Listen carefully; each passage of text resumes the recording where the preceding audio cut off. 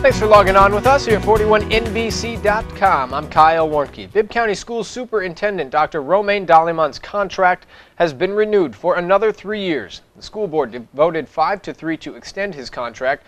The vote comes with some controversy as just last Friday, newly elected board members Lester Miller and Jason Downey asked to be included in the discussion of extending Dallimon's contract. His contract renewal begins in January and runs through December 2015. The school board also voted to pay $38,000 in attorney fees from last summer's district map lawsuit. Attorney Patrick Millsaps advised the board to settle the issue and just pay the fees rather than drag out the lawsuit. Board member Gary Bechtel and then candidates Brenda Sutton and Lester Miller sued the board for using outdated district maps in the July 31st primary election. Rumble Middle School in Warner Robins is set for demolition, and the decision is stirring up some controversy. Now, rather than get demolished, a group calling itself Save Rumble is trying to restore the building. However, the school system plans to demolish the building, turning Rumble Middle School into a new central registration building and a welcome center. The Macon man accused of murdering a woman with a baseball bat over the weekend was in court for the first time Monday. 49-year-old John Conover waived his right to a commitment hearing. Conover is charged with murdering his neighbor, 46-year-old Alterice Carter. Now, Friday evening, Macon police say he hit her in the head with a bat after arguing with Carter's 12-year-old son on Mercer Street.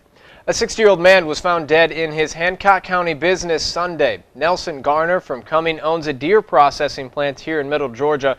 Now, the GBI says a relative found his body there about 9:30 Sunday night. Garner was last seen alive Sunday about 4 in the afternoon. His cause of death is being withheld while this investigation continues. The Fort Valley Police Department is still trying to figure out what caused a man to shoot the mother of his child. Police say 26-year-old Brandon Strickland shot 27-year-old Deandra McKay around 9:30 Saturday night. The shooting happened on Anderson Avenue. Now, the victim was taken to the hospital where she is listed in critical condition. Anyone with information is asked to call the Fort Valley Police Department, the number 825-3384. An ordinance to move $250,000 from the City of Macon's reserve fund to cover consolidation costs is now a no-go. After a long discussion, the Appropriations Committee reached a 2-2 tie. The money would have gone toward paying for consultants and services that have already or will be used by the Consolidation Transition Task Force. But for now, the split vote means the city won't release the money from its reserve fund.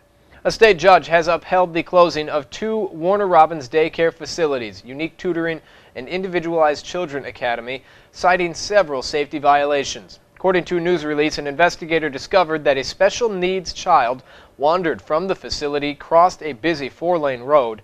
Another investigator found children were being transported between the 2 facilities without proper restraints or documentation. Well, in the next major election, you might have more opportunities to get out and cast your vote early. Macon's Ordinances and Resolutions Committee approved a measure urging the Board of Elections to provide more locations and more days for early voting.